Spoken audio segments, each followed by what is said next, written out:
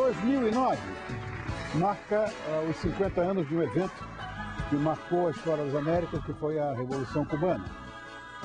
O resultado dessa revolução para Cuba, isso é uma coisa discutível, não vamos tocar nesses assuntos políticos e polêmicos, evidente, mas nós vamos falar de dois revolucionários. Vamos falar do Che Guevara, vamos falar do Fidel Castro, quem foram esses personagens na história e por que essa ilha, de certa forma, inspira tanta nostalgia, tanto romantismo até hoje.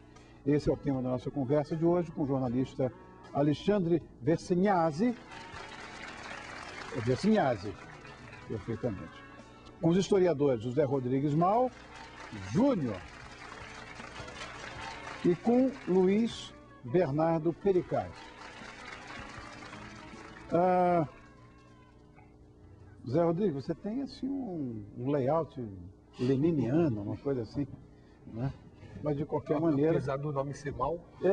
Que coisa maluca, né? Que engraçado. Bom, Alexandre, você é editor da revista Super Interessante, que recentemente publicou um artigo de capa sobre Che Guevara, em que o compara a uma marca. Sim. Essa é a minha visão pessoal, também. E também discute as verdades e mentiras sobre o mito. Nesse artigo, o Che chega a ser definido como uma divindade? Não que o próprio Che Guevara em si tenha sido algo além de uma pessoa comum, com suas qualidades, seus defeitos. Perfeito, era um ser humano. Ser humano normal. O que aconteceu é que o mito em torno dele, principalmente pelo fato da morte em batalha, então, acabou fazendo com que ele virasse a encarnação mais recente de um tipo de mito que você vê durante a história da humanidade inteira. O mito da pessoa que se sacrifica por um grande ideal ou para salvar a humanidade. Então, não que ele tenha se sacrificado para salvar a humanidade, nem nada disso, mas ele encarnou esse mito. Da mesma forma que a Joana d'Arc encarnou um mito, Jesus Cristo encarnou um mito. O mito é uma coisa que sempre é muito distante do que foi a pessoa na realidade. Mas ele pelas características, por ele ter participado de uma revolução bem-sucedida e não ter se acomodado e virado um burocrata ali e tal, e ter querido levar a revolução para outros países e ter morrido numa tentativa dessas, isso alçou ele a uma aura muito grande, né? E ele ajudava muito também a aparência física dele, a juventude, né? Ele tinha 30 anos quando ele entrou em Havana, né? Então, com tudo isso, acabou encarnando como se fosse uma divindade, né? E ele é a versão mais recente disso, né? Uma figura literal do meio do século XX. Eu não sei, acho que nós, inclusive, que somos produtos de uma cultura, pode ser equivocado ou não, latino-americana, nós temos essa carência desse processo mítico. Todos nós queremos. Uma coisa que é assustadora, mas nós temos que respeitar como sul-americanos, que somos, né? Estão criando uma igreja com um culto a Maradona, maradonismo. Eu não sei se isso é uma coisa que acontece com outros povos ou se isso é próprio da nossa... É um pouco mais latino, né? Um pouco mais uma igreja do John Coltrane agora, nos Estados Unidos. Então não é uma coisa nossa. Grande músico Coltrane, mas aí até para ser divinizado, enfim, embora a música nos aproxime da divindade, mas por favor, é complicado. Que a gente leva a sério mesmo, né? Pois é. Agora, essa figura do José Rodrigues, que eu comparei, é uma coisa meio... com o sobrenome Mal, né, com a cara do Lenin, no mínimo... Ele é historiador e autor do livro A Revolução Cubana e a Questão Nacional. Bom, historicamente, Cuba passou por vários momentos históricos, momentos revolucionários, enfim, bastante singulares. É estranho, porque uma ilha, enfim, a dimensão, vamos dizer, menor como país, ter tanta história revolucionária junta.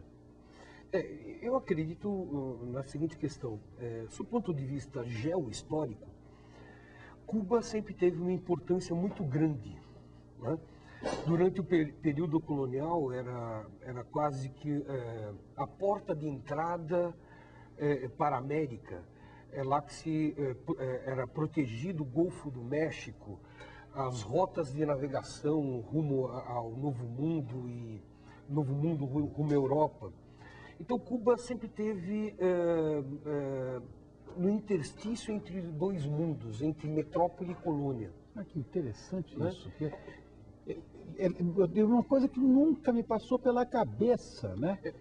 A importância do Caribe, mas eventualmente de Cuba como divisor de... Perdão, te interrompi, mas aqui foi uma aula que eu tive agora. A primeira atividade econômica que você tem em Cuba está ligada a esse comércio.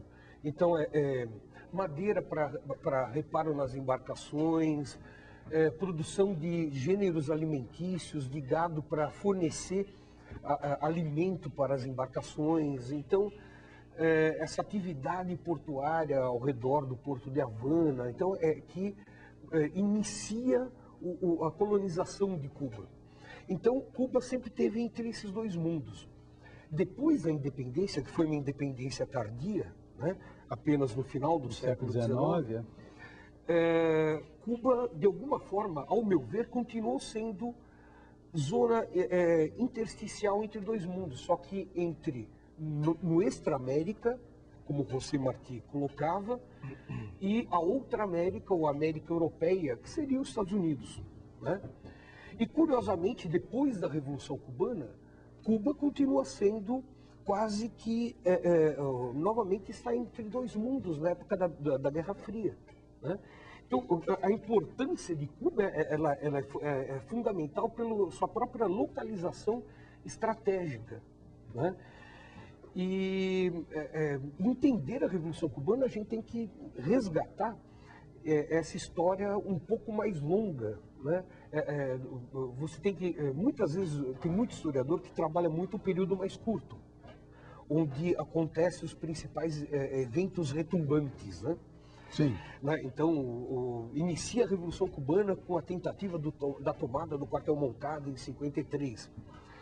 Só que, muitas vezes, a curta duração é a mais enganosa das durações, porque determinadas tendências históricas, você só pode percebê-las quando você analisa períodos históricos mais longos, muitas vezes de séculos inteiros, né? Isso é correto. E mais do que isso, quer dizer, eu estou aqui meio, você viu que eu estou meio que embevecido com a história do Zé, porque jamais pensei nesse processo geopolítico, ou seja, essa equidistância, sei lá, Europa, América, essa coisa de divisor de águas até comportamental. Interessante isso, né? Muito, muito legal. Gostei de ouvir. E é muito interessante que o José Martí, eu acho que ele percebeu isso no século XIX, né? E foi capaz de escrever sobre isso, né? Depois a gente... Vamos, no meio do caminho, vamos falar. Agora, Luiz Bernardo, você é autor de dois livros, né? Che Guevara e o debate econômico em Cuba, e Che Guevara e a luta revolucionária na Bolívia. Eu não tenho ideia como é que um médico jovem, sei lá, tem influenciado tanto a história de praticamente toda a América Latina. Você tem alguma explicação para isso? Olha, primeiro acho que é importante o que o Mal estava dizendo. É Mal que te chama? Mal. Meu colega de pós-graduação. A primeira coisa que é muito importante, primeiro é no sentido da história de longa duração.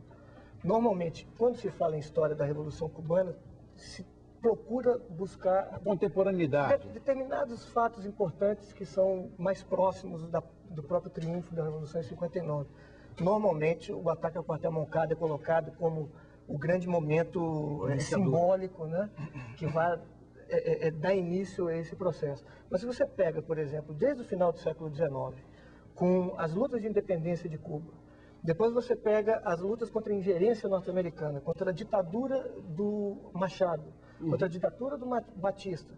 Quando você começa a perceber que em Cuba, não só um punhado de homens, aquele grupo pequeno que levou adiante a Revolução, mas que é um processo onde estudantes tinham uma tradição de luta muito forte, sindicatos atuavam, determinados sindicatos, você tinha uma intelectualidade forte, alguns partidos que também, seja o comunista, que muitas vezes não tinha o papel mais preponderante, mas partidos como o ortodoxo, por exemplo.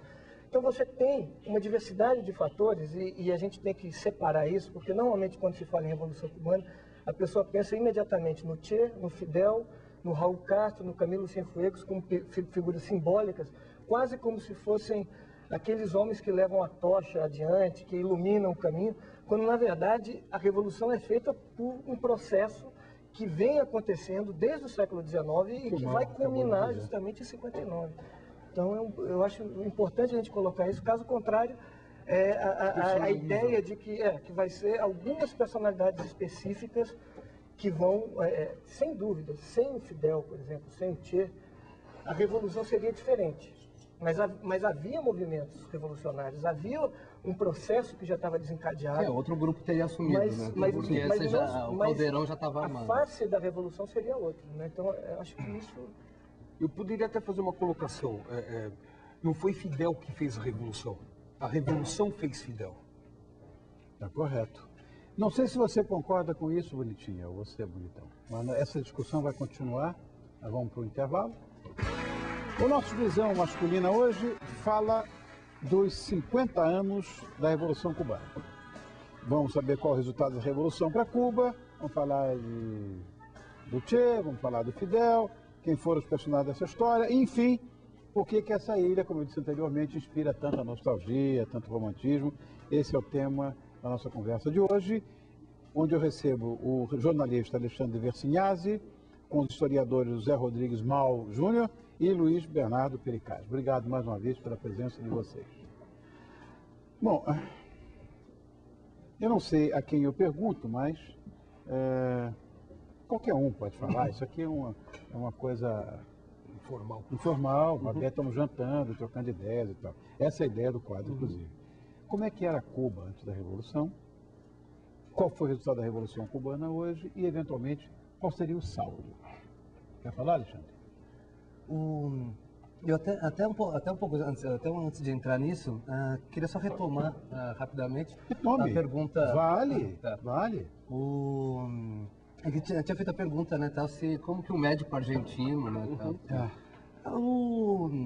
O que a gente tem ali, tal, até para falar para quem não conhece a história, né, tal, o que a gente tem é que o Che Guevara ele era um cara muito mais instruído ali, tal, do que a maioria do que todos, né? Do que o Fidel eu não diria, né? Mas ele tinha uma formação diferenciada. Ele era um leitor voraz, além de ter uma formação de ser, ele se formou em medicina. Formação acadêmica é uma coisa, mas não só acadêmica. Ele era um leitor voraz desde muito jovem. Quando ele era criança, ele não pôde frequentar a escola no começo ali, o primário. Então ele ficou em casa, a mãe dele que educou ele.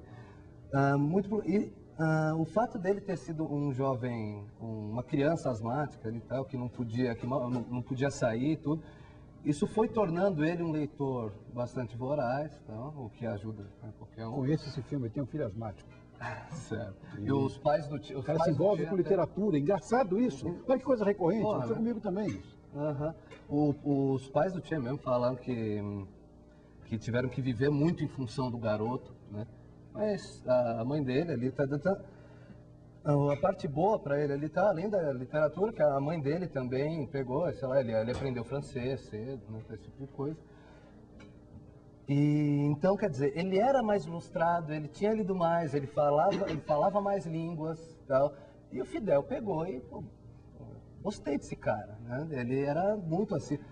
E o Fidel adotou ele mesmo ali, tal, como o Fidel foi o grande padrinho dele ali, tal, ele como número 2, número 3, né, tal, no comando da Revolução. E é interessante, né? O Fidel sem o Che seria o Fidel, mas o Che sem o Fidel não seria o Che. Sem dúvida. A grande figura da Revolução Cubana sempre foi o Fidel. Você tem outras figuras importantes durante o processo revolucionário, inclusive até mais importantes que o Che. Raul Castro, por exemplo, e o Camilo Cienfuegos, né? Talvez em termos de carisma o Che fosse muito importante. Com propaganda, Como o próprio Camilo Cienfuegos, né? Mas é importante dizer isso. E uma boa parte dos guerrilheiros sequer sabia ler e escrever. Tinha uma formação muito precária em termos de cultura formal, né? Então o Che se diferenciava muito naquele grupo. Claro que o núcleo é mais preparado, né?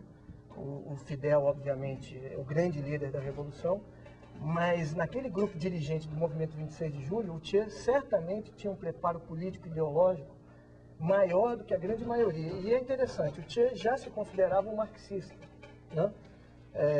Claro, o marxismo do Che é muito diferente do marxismo, por exemplo, de um militante de um partido, de um movimento social. Porque o Che não vai ser doutrinado dentro de uma organização política desde garoto. Eu concordo em todos os gênios com você, porque, honestamente, este moço que está aqui, né, o Mao, que tem as feições do bom e velho Lenin. Lenin, como, ele não, talvez não, mas Marx e Engels devem estar virando no túmulo com o que aconteceu com o envolvimento filosófico que eles tentaram trazer para a humanidade. Que não é nada disso. Os caras enfiam política nessa história, vira essa melange. Perfeito. Os grandes marxistas, os grandes teóricos marxistas, por exemplo, Mariátegui, que é um dos pais do marxismo na América Latina, peruano, jornalista autodidata peruano, o Gramsci, por exemplo, Sim. são todas figuras, na verdade, de um certo período na história, em que, no caso do Mariátegui, ele é o fundador do Partido Socialista, que depois vai se tornar o Partido Comunista. Então, ele não vai se formar dentro do partido, ele, inclusive, vai fundar o partido. Isso ele está vivendo na década de 20. Né? Então, ele não tem os vícios que, por exemplo, muitos militantes têm quando entram numa organização política e que já aprendem uma determinada cartilha política a partir de uma ótica ou de uma visão de um grupo dirigente. Né? Ou seja, um marxismo filtrado através de outros, do que o partido ou a organização política está querendo passar para aquele militante. Né? E o caso do Che foi assim, quer dizer, o Che, desde muito jovem, isso eu tenho certeza, quer dizer, a formação cultural, literária do Che, e talvez até mesmo política, mas pelo menos a formação cultural era muito sólida. O Che, com 20 anos, certamente tinha uma formação cultural maior do que a maior parte das pessoas que se formam nas universidades aqui no Brasil hoje em dia, por exemplo. É uma pessoa que tinha uma biblioteca muito grande em casa, que lia muito, que tinha interesses variados, de literatura, até política e até temas diversos. E essa experiência, quando a gente vê o filme do Walter Salles, por exemplo, te vê aquela viagem famosa do Che, a primeira grande viagem dele, teoricamente, né, com Alberto Granado, mas a grande viagem importante do Che foi a segunda viagem. Foi a viagem que ele vai fazer em 53, quando ele vai... É isso aí, não. Essa foi Vamos ilustrar? Essa é a viagem... do Diário da Motocicleta. Diário de Motocicleta. Essa é a primeira grande viagem. Mas ele vai fazer uma viagem posterior, que ele vai primeiro para a Bolívia, e ele vai ver em 53 o processo de reforma agrária na Bolívia. Um ano depois da Revolução de 52, a revolução importantíssima, uma das mais importantes do século XX, que é muito pouco conhecida. E da Bolívia ele vai seguir até a América Central, vai chegar na Guatemala, vai observar todas as movimentações que vão levar à derrubada do Jacobo Arbenz, vai para o México. No México também vai conhecer Raul, vai conhecer Fidel. Então, nesse período, ele vai conhecendo dissidentes, ele vai conhecer a primeira esposa dele, Hilda Gadea, que era militante da APRA peruana. Então, nessas conversas, nessas leituras, nessas experiências, vendo pessoalmente, primeiro uma experiência revolucionária na Bolívia, depois uma outra experiência traumática na Guatemala, depois o contato com revolucionários cubanos. Isso vai moldando o perfil, o caráter do Che. Né? Mas o Che, quando chega no México, ainda não tinha claro o que ele ia fazer. Ele pensava em várias opções. Ele pensava em estudar, fazer pós-graduação, ir morar em outros países, continuar viajando. E o Fidel vai dar esse norte para ele. E ele vai se impressionar tanto com o Fidel que ele vai embarcar realmente nessa empreitada revolucionária, e aí ele vai realmente se transformar no Che. Né? Fala, Mal, que... Opa! Ele não deixou você falar. Não, eu gostaria de... Ele ainda me responde. Isso é isso. O programa é isso aqui. É isso aqui, não é diferente. Eu gostaria de trabalhar um pouco a pergunta. O que era Cuba Exato. antes da Revolução? Foi o que eu perguntei. Bem, eu classificaria como uma neocolônia dos Estados Unidos. Para tentar ser rápida, breve, né? A independência de Cuba ela se dá depois de 2 guerras de independência. A segunda delas que termina em 1898, que contou com a intervenção dos Estados Unidos. Quando Cuba se torna independente, em 1º de janeiro de 1899, ou seja, exatos 60 anos antes da Revolução Cubana, né? Cuba contava em seu território com tropas dos Estados Unidos. Então, nas antigas fortalezas espanholas, ao se arriar as bandeiras espanholas, não foram arriadas as bandeiras cubanas, mas a bandeira de listras e estrelas dos Estados Unidos. O primeiro governo que Cuba teve foi o governo da intervenção, o governo militar dos Estados Unidos. Isso é 1902. Até 1902. E esse governo só se retirou quando o novo governo empossado pelos Estados Unidos, o presidente foi o Tomás Estrada Palma, que inclusive tinha dupla cidadania, era também estadunidense, e foi eleito sem estar em Cuba, quando esse novo governo aprovou a chamada Emenda Platt, ou seja, que dava o direito dos Estados Unidos intervir militarmente em Cuba para preservar a paz, etc, etc. E contando em seu território com uma base, que é a base naval de Guantánamo, quer dizer, os meios disponíveis já estão em território cubano. Então, o que é a Emenda Platt? É uma emenda que anula a soberania de Cuba, né? Seria como se na Constituição brasileira houvesse um dispositivo que desse o direito dos Estados Unidos de nos invadir quando bem entendesse. E é mais interessante ainda que a situação de Cuba ainda é bem melhor do que a de Porto Rico e do que das Filipinas. Afinal de contas, Porto Rico passou a ser, se tornaram independentes na mesma época, passou a ser um Estado livre, associado aos Estados Unidos, né? Isso daí é colônia, na minha opinião, né? E as Filipinas, que se tornou independente não com uma, mas com 18 bases militares dos Estados Unidos em seu território, né?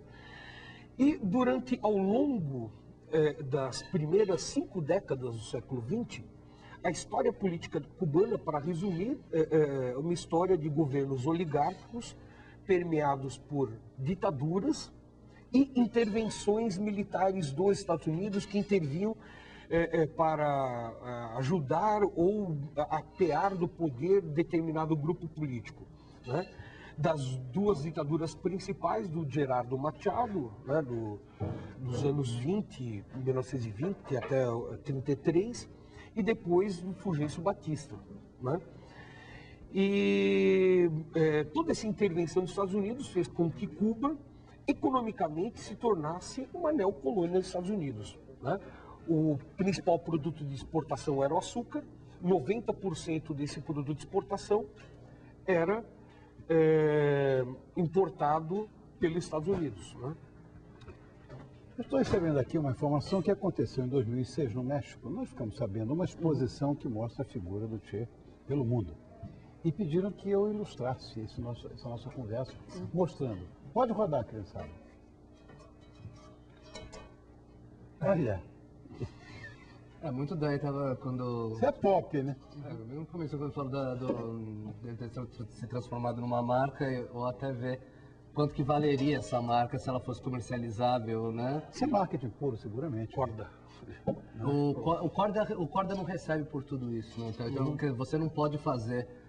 você não pode fazer tecelagens Che Guevara e vender. Vinho, tudo, né? Então, se fosse permitido esse tipo de coisa, seria uma marca milionária, né? Então, poderia chegar em qualquer lugar.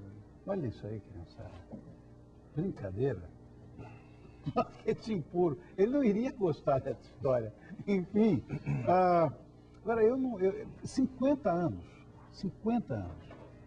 é difícil de acreditar que após tantas transformações no mundo, né, Cuba ainda, de certa forma, com esse regime, sobreviva até hoje. Né? Como é que isso é possível? Quem fala? Bem, Fala. bem, Eu te intimidei. eu creio que essa é uma pergunta que se faz há um certo tempo. Logo que a União Soviética entrou em crise, acreditava-se que Cuba ia entrar em crise também. Mesmo porque a economia cubana, em grande medida, dependia das relações econômicas vantajosas Grande medida. com o bloco Por isso que socialista. eu achei estranho ela existir. E tanto é que nessa época os grupos anticubanos que atuam em Miami entram em efervescência, crendo que Cuba cairia logo. Cuba realmente mergulhou numa crise econômica terrível, chamado período especial, e foram feitas modificações, inclusive no plano econômico, significativas, principalmente orientar a economia de Cuba para o turismo, etc. Mas é interessante que o regime, ele permaneceu. Né? Eu parto da seguinte hipótese. Né? Quando se faz essa análise que o regime cubano cairia após o fim da União Soviética, se coloca que a principal contradição que a Revolução Cubana deu a resposta seria a questão do socialismo. Né? Aí entra a minha hipótese. Não, a questão do socialismo é uma questão secundária. O principal é a questão nacional. A Revolução Cubana, ela foi, antes de mais nada, um movimento político que buscava a obtenção da soberania nacional, e só que a correlação de classes inserida nesse movimento deu o caráter socialista da Revolução. Olha que interessante, eu pensei em processo absolutamente inverso. A Revolução Cubana não começa como uma revolução socialista. É uma revolução nacional. Ela vai se tornar socialista num movimento acelerado, né, num processo acelerado em pouquíssimo tempo. Mas Porque as classes sociais que apoiavam a revolução crescentemente passam o quê? O campesinato, Sim. os trabalhadores pobres, Sim. que viam na revolução a possibilidade de algum avanço social. Então, a luta nacional e a luta pela emancipação social se mesclam e dão origem a essa forma de socialismo. Então, a questão que se coloca, na minha opinião, não é se Cuba sobrevive porque é socialista, mas é porque não há outra opção para Cuba, enquanto um país que conquistou sua soberania nacional, do que voltar a ser colônia. O que o governo dos Estados Unidos sempre propôs, né, e aquilo que a máfia anticubana que atua em Miami propõe, é o retorno à situação de status neocolonial anterior. Não é possível que nós tenhamos falado tanto. Foi? Acabou o programa? Acabou? Meu Deus. Então só meia hora falando aqui. Em televisão isso é o máximo. Isso é um absurdo, é a eternidade. Bom, eu só me resta então agradecer a presença de vocês, não falamos nada, mas enfim, alguma coisa sobre o Vitor. Tivemos uma aula, caiu um lenço agora do Vitor, pela cor é branco. Vitor, parabéns. Olha, Fidel sabe espetacular. fazer cabelo, viu? Ah, é? Não, falando sério. Lembra quando o Lula veio para o Brasil? Sim. O Lula não, o Fidel. O Lula fez. Porque quando o Lula foi para lá, o Fidel fez, e pessoalmente. Que bom saber. Uhum. Gosto dos charutos de lá. Uhum. Alexandre, obrigado. Alexandre Vessinhazzi, editor da revista Super Interessante. Zé Rodrigues Mal Júnior, autor do livro A Revolução Cubana e a Questão Nacional. E o Luiz Bernardo Pericaz, aí está, ó, A Revolução Cubana e a Questão Nacional, seu livro, ali está. Uhum. E o Luiz Bernardo Pericaz, autor dos livros Che Guevara e o Debate Econômico em Cuba e Che Guevara e a Luta Revolucionária na Bolívia. As capas estão aí. Muito obrigado pela presença de vocês. Falamos, é que a gente não tem ideia de quanto tempo estamos gastando na nossa conversa. Vamos jantar, porque ninguém é de ferro. Temos sobremesa, qual será? Será um sagu de maracujá com uma emulsão de chocolate. Estamos perdidos, ainda imagina. Favorito do Fidel.